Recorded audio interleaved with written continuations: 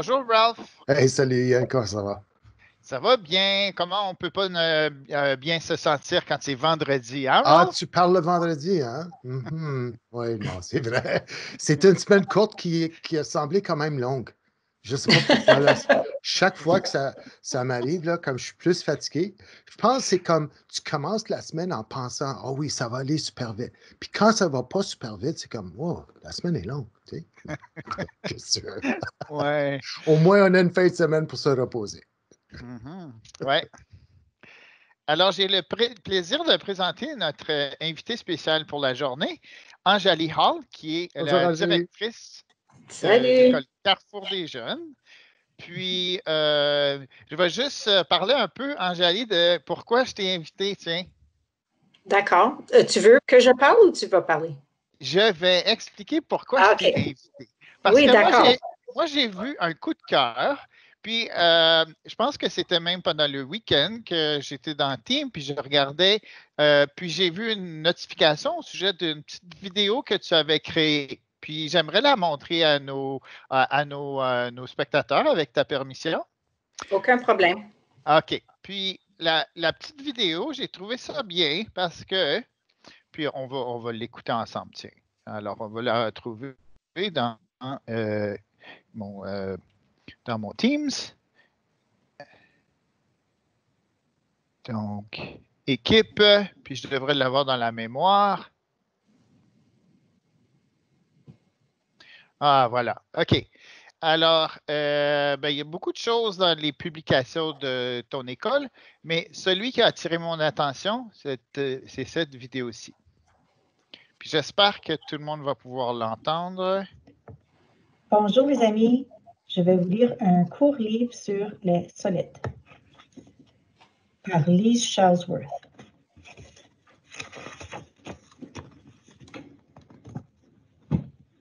On appelle ces formes des solides. Les solides, c'est génial. Il y a le sphère, le cube, le prisme rectangulaire, le cylindre, la pyramide et le cône. Je joue des heures avec une sphère. Les solides, c'est génial. Elle joue avec son ballon de soccer. Maintenant, le cube. Je déballe un cube. Les solides, c'est génial. Il déballe un cadeau. Le prisme rectangulaire. Je me cache dans un prisme rectangulaire. Les solides, c'est génial. Le cylindre. Je glisse dans un cylindre. Les solides, c'est génial. La pyramide. Je visite une pyramide. Les solides, c'est génial. Le cône. Je porte un cône sur la tête et j'en mange un. Les solides, c'est génial. Kirikiki, mon histoire est finie. Oh, ça valait la peine Ça, de c'est fun. l'écouter encore, Ah oui. Anjali. Hein? Ah. C'était vraiment spécial. Tu sais, quand j'ai vu ça, j'ai dit, ben voilà une directrice qui, au lieu de dire à son personnel quoi faire, elle l'a fait elle-même. Puis j'ai trouvé ça extraordinaire. Peux-tu nous donner un peu l'idée de comment tu as pensé à ça, puis pourquoi tu as fait ça finalement? Merci, Yann. C'est vrai ce que tu dis, j'aime ce point, le fait de montrer des choses qu'on souhaite, au lieu de dire, voilà, je vous ai dit, je vous demande de faire telle pratique. Je pense que c'est bien de modéliser. On dit que c'est super important pour nos élèves d'avoir de la modélisation quand ils apprennent quelque chose de nouveau. Moi-même, c'était un coup de cœur que j'ai vu dans les médias sociaux. J'ai vu d'autres personnes qui prenaient l'initiative de lire des livres. Un peu le club de gymnastique de mes filles, c'est leur instructrice qui a pris chaque mercredi, elle fait la lecture et les enfants peuvent participer en direct. Donc, j'ai dit, moi, je suis capable de faire ceci. J'ai 2 jeunes filles à la maison, une en 2e, une au jardin. Et donc, j'ai juste pris l'initiative avec mon téléphone, je me suis filmée. J'ai dit, ben c'est facile, je pense que je vais le mettre dans notre Teams d'école, puis voir si ça peut susciter l'intérêt de mon personnel. Et de là, j'ai vu plein de monde qui m'ont envoyé des messages. Oui, on aimerait bien que tu viennes lire dans notre flux direct. On va t'inviter une journée cette semaine. Oh, est-ce que je peux, j'ai-tu la permission de mettre cette vidéo dans ma communauté pour que les enfants puissent regarder? Ça tombe en lien exactement avec ce que je suis en train de faire. Donc, pour moi, c'était un coup de cœur que j'ai vu. Et là, j'ai dit, voilà comment je peux l'appliquer pour mon école et pour les élèves. Et en même temps, je m'ennuie tellement du contact humain avec le personnel, les élèves, les parents. Et je crois que c'est super important de garder notre visibilité dans la communauté. Donc, j'ai trouvé que c'était une façon affective de recréer le lien avec les élèves à distance. Puis thérapeutique pour toi, là. Oui, moi aussi. Parce que tu es maman aussi, hein, Anjali? Oui, c'est ça. J'ai 2 filles, deuxième année, puis au jardin, dans mon école. Oui. Puis tu réussis à faire des vidéos avec aucun son en arrière-plan. C'est extraordinaire. C'est après les heures. Je peux te dire que c'est pas toujours, je ne suis pas toujours chanceuse comme ça. Des fois, j'ai fait des réunions du personnel où tu vois une petite face qui arrive me donner un bisou ou de venir voir puis dire allô à tout le monde à l'écran. Mais là, j'ai pris le temps après que les filles étaient couchées et j'ai dit, bien, je suis capable de prendre 5 minutes pour lire ce livre. Et cette semaine, j'ai eu l'expérience hier dans 3 classes, aujourd'hui dans 2 classes pour aller faire la lecture. C'est pas juste les petits, donc j'ai fait une lecture en 4e année aujourd'hui, 3e hier. Et j'ai encore d'autres rendez-vous pour le reste de la semaine. Alors, on voit que tu es comme le hot prospect de l'école. Là. Tout le monde veut t'avoir. Je suis l'invité spécial de la semaine, je pense. Oui. Ah, c'est le fun, ça. C'est beau.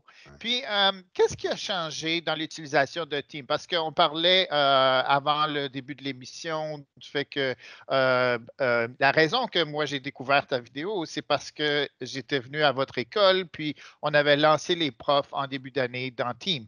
Mais qu'est-ce qui a changé depuis le début du confinement pour vous avec Teams? Bien, je pense que c'était encore avant ça, avant le début de l'année, si je me rappelle, Yann, c'était peut-être fin d'année. Je voyais l'importance de mettre en place les outils de Microsoft.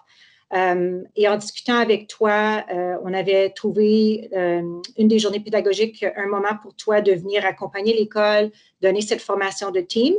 Et moi, en tant que direction, j'ai dit, OK, c'est superbe, ça va être une nouvelle plateforme qu'on peut utiliser comme école, améliorer la communication, peut-être éviter le nombre de courriels qu'on reçoit. Et de là, ça n'a pas vraiment porté fruit comme j'aurais aimé. Et là arrive, on va avancer à mars 2020, donc juste avant le congé de mars. Et là, on se retrouve en confinement, l'apprentissage à distance. Et tout à coup, Teams est la plateforme privilégiée du conseil. Et voilà comment on va offrir l'apprentissage en ligne. Donc, ça a repris une ampleur, pas juste au sein de l'école, mais avec tout le conseil scolaire. Et c'est de là que j'ai revu, wow, OK, je suis devenue technicienne en informatique, comment utiliser Teams. Donc, les enseignants venaient vers moi. Et depuis ce temps-là, c'est redevenu comme une pratique quotidienne et vraiment un outil indispensable pour l'apprentissage en ligne. OK. C'est super le fun d'avoir comme un lieu de rencontre comme ça. C'est comme le salon du personnel et c'est aussi comme une réunion du personnel qui est toujours là, comme si tu avais quelque chose à dire ou tu veux aller voir qu'est-ce qui se passe là. C'est une bonne utilisation de Teams. Puis vraiment, c'était l'intention. Comme pour le monde des affaires, là, c'est ce qu'ils voulaient. Est-ce que tu peux faire tout ce que tu as à faire dans ta journée de travail là, dans Teams, sans être obligé de fermer puis ouvrir une autre application, puis vous êtes en train de l'expérimenter maintenant. Là. Ça, c'est le fun, ça. Vraiment, c'est vraiment ça. Et on fait nos rencontres du personnel, les rencontres de cycle. Hier, on a fait une rencontre pour parler de la possibilité de qu'est-ce qu'on va faire pour nos finissants. Donc, pourquoi utiliser un autre outil quand c'est devenu l'outil privilégié et que tout le monde a accès? Bien, Angélie, j'aimerais te remercier d'être venu nous voir, puis d'avoir partagé cette pratique exemplaire et vraiment émouvante. Alors, merci beaucoup de ton partage. Oui, Ça me fait Angélie. plaisir. Merci. Salut. Au revoir. Bonne fin de semaine. Je suis content. Je suis content d'avoir pu avoir Angélie avec nous. Mhm. Puis apparemment, Ralph, tu vas encore nous parler des supports de cours aujourd'hui. L'aventure continue. Je ne sais pas si c'est la partie 4 ou la partie 5 maintenant, j'oublie. Mais en tout cas, c'est peut-être la dernière fois qu'on va en parler, mais hein, on ne sait jamais. Je ne sais pas. Je peux rien promettre. En tout cas, ce que j'ai appris cette semaine que je voulais vraiment transmettre aux gens, deux choses pas mal importantes là, au sujet de ça. Donc, je vais partager mon écran, puis on va partir à l'aventure encore là, dans Teams, puis de regarder où sont les supports de cours ou qu'est-ce que je peux faire si jamais. Bon, alors je vais prendre l'exemple d'une de mes classes fictives. OK? Et puis, si j'ouvre les fichiers ici, tout le monde a ce dossier-là de support de cours. Ça, c'est pas une surprise, on l'a déjà vu à plusieurs reprises. Maintenant, ce que je n'avais pas remarqué et que mon ami au service informatique m'a fait remarquer, c'est que sur le dossier de support de cours, là, il y a comme deux petits anneaux, là, c'est des maillons d'une chaîne, Ouais. là, c'est un lien. C'est pas vraiment quelque chose qui est là, c'est vraiment un lien à quelque chose qui est ailleurs. Ça, on l'avait soupçonné parce que, tu sais, on avait parlé, OK, je peux ouvrir ça dans SharePoint, puis là, on a parti en aventure pour chercher ça. Puis là, Elisabeth est venue nous montrer ce qu'elle a trouvé dans SharePoint. Et puis, tu sais, il y a une corbeille là si jamais tu effaces des choses. Mais en fin de compte, ce que je voulais montrer, c'est que même si on le supprime ici, on n'est pas obligé de le restaurer, on n'est pas obligé de le reconstruire ou de le recommencer. Vraiment, c'est juste d'aller chercher le lien puis le remettre et c'est tout. Alors, je vous montre comment faire ça une fois pour toutes, puis peut-être que dorénavant, on n'aura pas de problème. La première chose que je vais faire, c'est de supprimer mon support de cours. Non, non, non, Oh oui. Ralph, non. OK. Et c'est ce que les gens ont fait par accident. Alors, ils ont accidentellement cliqué sur supprimer. Ensuite, ils ont accidentellement cliqué sur confirmer. Ouais. Et puis là, ils ont vu que c'était plus là, puis là, ils ont Non. paniqué. Ouais. Mhm. Ben oui. OK. Ben oui. Alors, voici comment le remettre dans vos fichiers, ce lien-là de support de cours. Vous cliquez ici sur Ajouter du stockage cloud et dans le choix de SharePoint ou Google Drive, je vais choisir SharePoint. Et puis ici, c'est les supports de cours que je veux restaurer. Et ça dit, le dossier est introuvable, voulez-vous le créer? Je vais dire oui. Je ne sais pas qu'est-ce que ça veut dire, ce message-là, ou quelle sorte de phrase en anglais qui a été traduite là pour que ça soit ça. Mais en tout cas, si on dit créer, qu'est-ce qui arrive? C'est que après quelques secondes, mon support de cours revient avec tout ce qui était dedans avant. Alors, j'ai rien perdu. Très facile à remettre ce lien-là sans être obligé d'aller ici, par là, pour, dans SharePoint, puis faire des démarches extraordinaires. C'est juste ça. Ouais. Alors, ça finit bien, hein, quand même?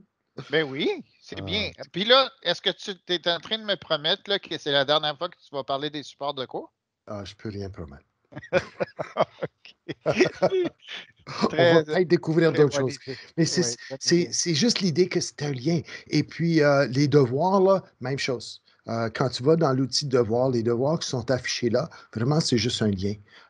C'est quelque chose qui existe ailleurs dans le SharePoint et tout ça. Là. Donc, mais en tout cas, toi, là, tu voulais nous parler d'un outil que toi, tu considères sous-utilisé. Je pense que je suis d'accord avec Ouais, toi que c'est sous-utilisé, mais que les gens ne ouais, connaissent pas. C'est c'est peut-être pour ça. ça que c'est pas assez utilisé. Oui, puis vraiment très simple d'utilisation. Si tu le compares à d'autres outils de Office 365, c'est pas mal l'outil le plus simple à aller comprendre. Alors, je vais le partager avec vous. Ça s'appelle Delve. Alors, c'est un mot qui est très anglophone, très anglais, Delve, hein? Puis qui n'a vraiment rien à voir avec la langue française. Alors, si on est, peu importe l'outil où on se trouve à être, puis là, je suis dans mes courriels, mais vous savez qu'on peut toujours cliquer sur la gauche pour aller récupérer n'importe quel des outils de Office 365. OK? Puis, on peut, si jamais il ne se retrouve pas ici, on peut aller le retrouver avec toutes les applications. Dans mon cas, il apparaît, mais ça se peut fort bien que si vous C'est parce que tu l'utilisez pas. l'utilises, oui. Oui. Si vous ne l'utilisez pas, là, paniquez pas si vous ne le voyez pas. Il faut juste aller dans toutes les applications. Puis là, vous allez avoir toute la panoplie des outils. Puis, quand on ouvre Delve, ben, on se rend compte que finalement, c'est presque comme ce que j'appellerais comme une page de journal de notre entourage. Un petit peu comme ce que tu trouverais à la une pour toutes les personnes que tu t'adonnes à avoir dans ton entourage. Puis là, si je choisis immédiatement là, moi, bien là, je vais pouvoir. Bien, déjà là, pour moi, c'était déjà vendeur. Parce que lève la main si, quand tu travailles sur un document, tu reviens 2 jours après, puis là, tu ne dis pas, ben, j'ai-tu mis ça dans mon OneDrive? Je l'ai mis dans SharePoint? Je l'ai-tu commencé avec Teams? Je l'ai-tu mis On a sur trop mon d'emplacements, cache? hein, c'est ça? Mais oui, je l'ai-tu mis sur ma machine locale? Alors, quand on ne sait pas ces choses-là, tout ce qu'on a à faire, c'est venir dans Delphi, puis tu vois, juste avant notre émission, là, il y a quelques instants, j'ai ouvert le document qui est comme un peu notre document de planification là, pour l'émission, puis il est là. Donc, l'horaire courant est là. Puis là, si je reviens demain, puis je ne le trouve pas de problème. Je m'en vais dans Delve. C'est mon truc, c'est mon outil secret, ça, Delve, mon arme secrète pour retrouver des documents. Alors, tout ce que tu as produit ou travaillé ou reçu comme pièce jointe dans un courriel, comme peu importe, là, tous tes documents récents, que ce soit dans n'importe quel format, Excel, Word, PowerPoint, peu importe, ils sont tous là. Oui, c'est ça. Wow. Oui. Puis, mettons que moi, je voudrais parler avec Ralph, puis là, je me pose une question. Je me demande s'il est occupé aujourd'hui, Ralph. Puis là, si j'ouvre ta pastille, ben là, je vais voir la même chose au sujet de mon entourage. Je vais pouvoir savoir que Ralph, ben regarde, il regardait le même document que moi. Oui, c'est ça. Puis là, on voit les autres choses que tu es en train de travailler. Comme ça, on est en mesure de dire, ben OK, s'il y a comme plein de documents au sujet d'une formation que Ralph est avec de donner demain, je sais que ça va être dur de le rejoindre. Là, je me mets dans la peau d'un prof. Qu'est-ce que ça donne, cet outil Delve-là? Ben, c'est la même chose avec vos élèves. Alors, vous voulez savoir qui travaille fort, fort, fort sur le projet de maths qui est dû demain? Vous allez dans Delve et vous regardez, vous allez voir les noms de vos élèves. Parce que vos élèves, c'est votre entourage. Alors, ça pourrait être vraiment utile de voir ça, un peu comme ce que tu nous avais montré avec Insights. Hein? Oui, c'est ça. Mais avec un format très différent, qui est visuel, mais qui nous permet vraiment d'aller regarder les choses, puis peut-être ouvrir un document, voir comment ça va avec Tipit dans votre classe qui est en train de travailler sur son projet de maths. Vous voulez le voir. Bien sûr, ça, c'est cliquable. Là. On peut l'ouvrir puis regarder le travail de notre jeune qui est en train de travailler dans les devoirs ou dans un document qui est dans notre Teams. OK. Ah, j'aime ça. J'adore l'idée de pouvoir faire ça parce que, tu sais, surtout si tu travailles en collaboration avec quelqu'un, comme tu dis, je veux voir s'il est disponible ou je veux voir s'il a regardé le document, peut-être qu'il a fait des changements ou pas. Tu sais, comment je vais aller vérifier ça? Mais si, pardon, si je vais là tout de suite, je vais voir. Kate, que toi, tu avais ouvert ce document-là. Les chances sont que tu as fait une modification parce que, tu sais, on préparait l'émission d'aujourd'hui. Donc, c'est ça, ça me dit des choses que, tu sais, je ne suis pas obligé d'aller fouiller. Je pense aussi, quand tu cliques sur l'icône de quelqu'un, tu sais, dans le courriel, là, si tu double-cliques sur leur nom, je pense que ça ouvre leur Delve aussi. Alors, il y a différentes façons de l'accéder. Mais en double-cliquant sur le nom de la personne ou sur leur image, là, leur icône, leur petit avatar, ça va ouvrir leur Delve aussi. OK. Alors, mais c'est super intéressant. Merci. Hein? De rien. C'est pas à savoir. Alors, est-ce que je mérite une belle fin de semaine, là, Ralph? Oh, oui, absolument. Absolument. Avec du beau temps, là, de la belle température, puis je te souhaite un peu de repos, puis un peu de fun aussi. Hein? Il ne faut pas oublier d'avoir du fun, là, mais oui. Puis on revient la semaine prochaine avec d'autres idées, avec d'autres questions, d'autres réponses. Et puis, c'est ça. Bonne fin de semaine à tout le monde. Salut. Merci. Salut, Ralph.